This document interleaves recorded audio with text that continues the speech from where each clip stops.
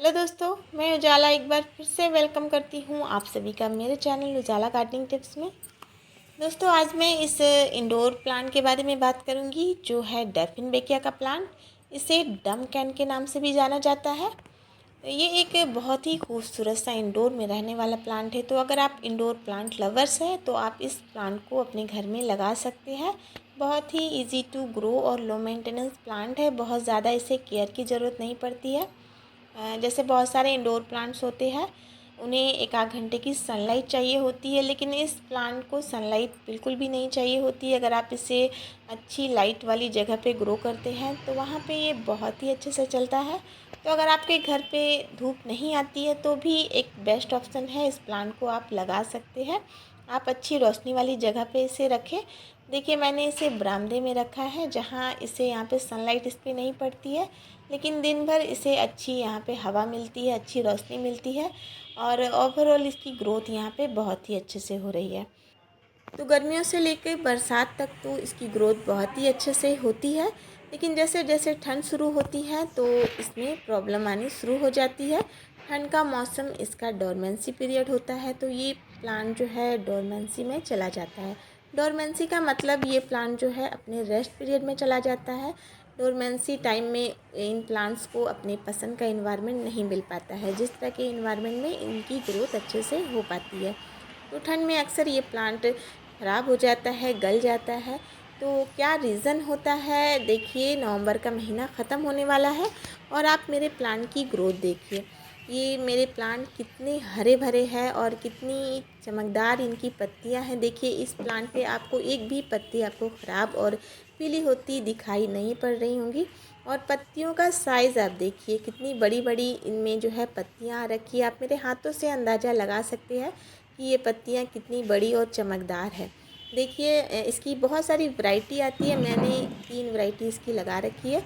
देखिए, एक ये है और एक इसे देखिए, ये इसकी पत्तियां थोड़ी छोटी है। ये इसकी एक और वैरायटी है और ये दोनों मैंने एक ही गमले में लगा रखा है।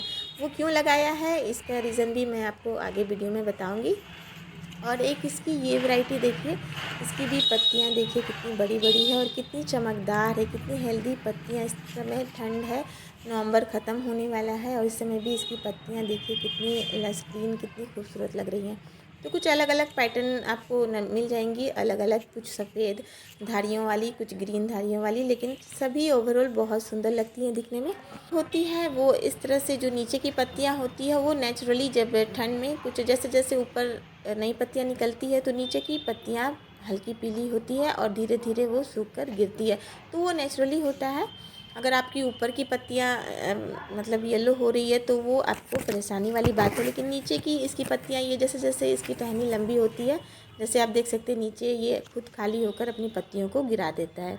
और देखिए, अभी भी इसमें नई ग्रोथ आपको दिख रही होगी। देखिए, तीनों में देखिए नई नई ग्रोथ आपको देखिए दिख रही है। तो अभी जो आप ये मेरा प्लांट देख रहे हैं, इतना अच्छा हरा भरा और इतनी अच्छी इसकी ग्रोथ हो रही है नवंबर के महीने में। तो जैसा कि ये ठंड में डोरमेंसी में चला जाता है और ज़्यादातर ये प्लांट ठंड में ख़राब हो जाता है, मर जाता है। तो मेरा भी जो ये प्लांट है, पिछले साल ये बिल्कुल मरने के कगार पे आ गया था और मैंने इसे सेव किया है। तो क्या गलती मुझसे हो गई थी जिसके कारण प्लांट मेरा ख़राब हो रहा था और मैंने इसे सेव किया, और अब मैं इसकी किस तरह की केयर करती हूँ जिससे ये ठंड में भी इतने अच्छे से ग्रो कर रहा है। तो जब इंसान से गलती हो जाती है तो ही वो अनुभवी होता है। इंसान अपनी गलतियों से ही सीखता है। तो जैसे मुझसे गलती हुई, तो इसीलिए मैं ये वीडियो आप सभी के लिए मैंने बनाया है, ताकि मैं आपको बताऊंगी कि क्या गलती हो जाती है कि प्लांट ख़राब हो जाता है, ताकि आपसे ये गलती ना हो। तो वीडियो में एंड तक ज़रूर बने रहिएगा। तो दोस्तों, ठंड में जो सबसे बड़ी गलती हो जाती है हमसे, ओवर वाटरिंग की। जब हम किसी प्लांट को लेकर आते हैं तो हमें उसके लिए सबसे पहला ध्यान रहता है कि इसके लिए मिट्टी कैसे बनाना है और इसे पानी कितना देना है। तो मिट्टी और पानी का एक बहुत ही इम्पॉर्टेंट रोल होता है हमारे प्लांट के लिए, और दोनों का कनेक्शन भी बहुत ही इम्पॉर्टेंट होता है। हम मिट्टी जिस तरह की बनाएंगे उसी के हिसाब से हमें पानी डालना है।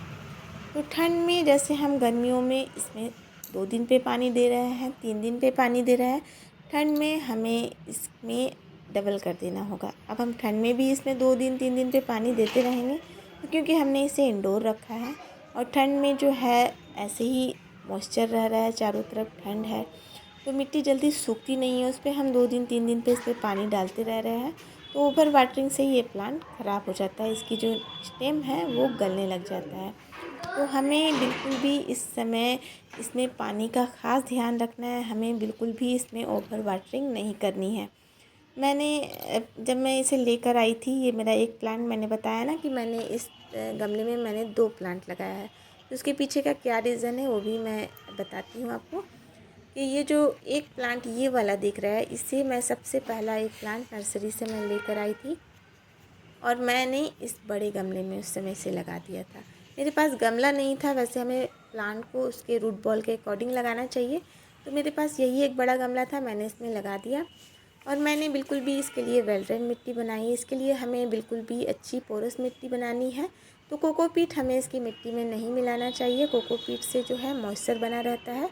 तो आप जब भी ये प्लांट ख़रीद कर लाए, एक हिस्सा आप उसमें मिट्टी ले लें, एक हिस्सा आप कंपोस्ट मिला लें और एक हिस्सा आप उसमें रिवर सैंड मिला लें। उसके बाद आपके पास अगर नीम की खली हो तो आप वो थोड़ा सा और थोड़ा सा फंजीसाइड मिलाकर बिल्कुल भी आप पोरस मिट्टी, वेल ड्रेन मिट्टी बनकर तैयार हो जाएगी, आप बना लें और उस मिट्टी में आप इसे लगा लें। तो मैंने ऐसा ही किया, इसमें लगाया तो प्लांट की ग्रोथ बहुत ही अच्छे से हो रही थी। गमला बड़ा था लेकिन मिट्टी मैंने वेल ड्रेन बना रखी थी। पानी भी मैं इसकी मिट्टी को चेक करके देती थी। लेकिन पिछले साल ठंड में मुझे अचानक से जाना पड़ा कहीं, तो इसमें मैंने जिसे रखा था इसकी देखभाल करने के लिए, पानी डालने के लिए, उसने इसमें लगातार पानी दे दिया, जिसके कारण जब मैं आई तो प्लांट मेरा मुरझाया सा था और धीरे धीरे इसमें ग्रोथ रुक गई और इसकी पत्तियां जो है पीली होकर गिरने लगी। प्लांट बिल्कुल भी, मुझे समझ में आ गया कि अब ये प्लांट मेरा नहीं बचने वाला है। तो फिर मैंने जब उसे निकाल कर देखा तो उसकी जो स्टेम है नीचे की बिल्कुल भी गल गई हुई थी। तो फिर क्या किया, मैंने उसे कट कर दिया। ये जो देख रहे हैं ना आप, ये मैंने इसकी इतना जो बचा था उस डंडे को मैंने कट किया और नीचे से 2-3 कटिंग, जैसे ये छोटी छोटी दिख रही है, यहाँ से नोड एरिया होता है, ये नोड एरिया देख सकते हैं आप यहाँ से। इतनी छोटी छोटी हम कट करके ऐसे लगा देंगे ना तो उससे नया प्लांट निकल जाता है। तो मैंने 2-3, देखिए 3 मैंने यहाँ से इतने बड़े बड़े मैंने कट करके इसी मैंने मिट्टी में, मैंने इसकी मिट्टी बदल दी, गमले से निकाल लिया, उस मिट्टी को मैंने हटा दिया, नई मिट्टी मैंने बनाई फंजीसाइड मिलाकर और उस मिट्टी में मैंने इसे लगाया। और जो मैंने कट किया, तीन छोटे छोटे पीसेस मैंने कट किए इसमें से और वो मैंने लगाया। तो देखिए 3 जो आप नए नए प्लांट देख रहे हैं ना, तो ये बहुत हार्डी प्लांट होता है, जल्दी मरता नहीं है और इसे कटिंग से आप लगा सकते हैं बहुत ही आसानी से। तो ये देखिए 3 प्लांट इसमें निकल कर आ गया है। और ये जो प्लांट आप देख रहे हैं इसकी भी मैं कटिंग लेकर आई थी, तो वो भी मैंने इसमें लगा दिया क्योंकि ये बड़ा गमला है। तो अब इसमें इतने सारे प्लांट लग गए हैं, तो देखिए इसकी ओवरऑल ग्रोथ कितनी अच्छे से हो रही है। तो इसलिए हमें प्लांट कभी भी हमें लगाना चाहिए तो हमें बहुत ज़्यादा बड़े गमले में नहीं लगाना चाहिए। एक तो बड़ा गमला होता है, अगर गलती से भी पानी कम या ज़्यादा हो जाए तो मिट्टी जो है उसमें जल्दी सूखती नहीं है, अगर ज़्यादा पानी हो गया है तो प्लांट ख़राब हो जाता है। तो आप देखिए मैंने इसी में सब में इसे लगा दिया, तो इसकी ग्रोथ यहाँ पे बहुत अच्छे से हो रही है। तो आपको जो है मिट्टी बिल्कुल वेल ड्रेन बना के लगानी है और ठंड में आपको इसमें पानी बिल्कुल चेक करके डालना है। आप ऐसे फिंगर से चेक कीजिए, जब तक 2 से 3 इंच मिट्टी आपकी सूखी ना हो आप तब तक इसमें पानी मत डालिएगा। जब मिट्टी 2 से 3 इंच सूखी हो तो ही आप पानी डालें और मिट्टी बिल्कुल हल्की बनाए रखें। आप देखिए कि हाथों से भी मैं इसे गुड़ाई कर सकती हूँ, कितनी हल्की मिट्टी है। तो ऐसी मिट्टी बनाना है। और दूसरा जो सबसे इम्पॉर्टेंट काम करना है ठंड में, आपको इसमें, जैसे गर्मियों में हम बिल्कुल सावर करते हुए इसमें पानी डालते हैं, ये काम आपको इस वक्त नहीं करना है। आपको स्प्रे भी नहीं करना है इनकी पत्तियों पे। तो आप क्या करें, जैसे अगर इसमें धूल मिट्टी जम रही हो तो आप कोई कॉटन का कपड़ा ले लें, उसमें पानी सॉक कर लें, हल्का सा पानी से भिगा लें और बस पोंछ दें, आप साफ़ करते रहें इसकी पत्तियों को, ताकि इसमें धूल और डस्ट ना जमे। धूल डस्ट इसमें नहीं रहेंगे तो पत्तियां जो है चमकदार बनी रहेंगी, बड़ी बड़ी पत्तियों का साइज़ भी होगा और बहुत ही मतलब खूबसूरत लगेगी। इंडोर प्लांट की खूबसूरती चमकदार पत्तियों से होती है। तो आप इसकी पत्तियों का साफ़ सफाई करते रहें। इस समय आप बिल्कुल भी पानी का शावर इस पर स्प्रे बिल्कुल भी ना करें। और क्योंकि जब हम स्प्रे करेंगे तो ऐसे ही ठंड है, बाहर इतना ज़्यादा मॉइस्चर है और ऊपर से हम इस पर पानी डालते हुए, नहाते हुए इसे पानी देंगे तो इसकी पत्तियां जो है ठंड के कारण शॉक में चली जाती है, सिकुड़ने लगती है, इसमें फंगस लग जाता है, ख़राब होकर सूखने लग जाती है। तो इस समय आप बिल्कुल ये काम करें। और वैसे तो ये प्लांट अच्छी लाइट में चलती है, बहुत ही अच्छे से जैसे बहुत सारे लोग बिल्कुल इंडोर में इसे लगाते हैं, खिड़कियों के पास हल्की रोशनी वाले जगह में। तो इस समय ठंड में आप उसकी लोकेशन को चेंज कर दें। अगर आपने बिल्कुल अंदर इसे रखा है हल्की रोशनी वाली जगह में, तो आप निकाल के बाहर रखें जहाँ इसे दिन भर अच्छी लाइट मिले। तो ऐसी जगह पे आप इसे शिफ्ट कर दें, ये काम आपको करना है। तो ये तो हो गई पानी, मिट्टी और इसकी लोकेशन की बात जो आपको ठंड में ध्यान रखनी है। और तीसरा, आपको ये बिल्कुल भी लो फीडिंग प्लांट है, ज़्यादा इसे कोई फर्टिलाइज़र की रिक्वायरमेंट नहीं होती है। तो अगर ठंड में ग्रोथ रुक जाती है तो हम परेशान होकर क्या करते हैं, इसमें खाद वगैरह डालने लगते हैं कि प्लांट हमारा इसमें ग्रोथ नहीं आ रही है। तो ये काम आपको इस समय नहीं करना है, क्योंकि ये अब इसका डोरमेंसी पीरियड है। इस समय ये अपनी ग्रोथ को रोक देगा। जैसे जैसे ठंड और बढ़ेगी तो हमें इसमें अभी कोई एक्स्ट्रा फर्टिलाइज़र नहीं डालना है। साल में बस 2 बार इसे फर्टिलाइज़र की रिक्वायरमेंट है। मैं बस 2 बार देती हूँ। एक फरवरी में मैंने दिया था, बस वर्मी कंपोस्ट 1 मुट्ठी दी थी, और बड़ा गमला है तो आप 2 मुट्ठी दे दें। और इस समय मैं अभी अक्टूबर में मैंने इसे दिया। उसके बाद अब और कोई फर्टिलाइज़र की ज़रूरत नहीं है। बस आप इसमें पानी का ध्यान रखें, और पानी जब तक मिट्टी ना सूखे आप इसमें पानी ना दें, और इसकी पत्तियों को आप साफ़ रखें, धूल डस्ट इस पर पड़ने ना दें। और थोड़ी इसे रोशनी वाली जगह पे, जितनी ज़्यादा इसे रोशनी मिलेगी तो ठंड में भी इसकी ग्रोथ बहुत अच्छे से होगी। अब ऐसा नहीं कि रोशनी में रखना है तो आप इसे निकाल कर बाहर रख दिए, जहाँ इसे रात में जब ओस पड़ रहा है तो वो इसकी पत्तियों पे गिर रहा है, तो उससे भी ये प्लांट ख़राब हो जाता है। तो ऐसा नहीं करना है आपको। आप किसी छज्जे के नीचे रखें, रोशनी वाली जगह पे, जहाँ इसे ऊपर से इस पर डायरेक्ट जो है फॉग नहीं पड़ना चाहिए। तो ये काम आपको करना है। तो यकीन मानिए ठंड में भी आपकी डेफिन बेकिया की ग्रोथ बहुत ही अच्छे से होगी। और मैंने जो गलती किया है इसलिए मैंने ये वीडियो बनाया है, ताकि ये गलती आपसे भी ना हो जाए और आपका भी प्लांट ख़राब ना हो। और अगर ऐसा हो भी जाता है और आपको लगे कि प्लांट ख़राब होने वाला है, तो ये बहुत हार्डी प्लांट होता है।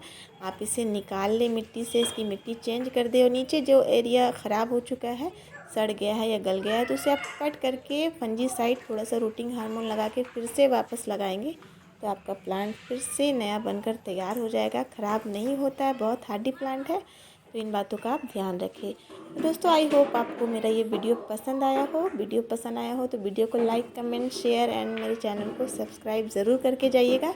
मिलते हैं फिर नेक्स्ट वीडियो में नेक्स्ट जानकारी के साथ। तब तक के लिए अपना ढेर सारा ख्याल रखें। Thanks for watching.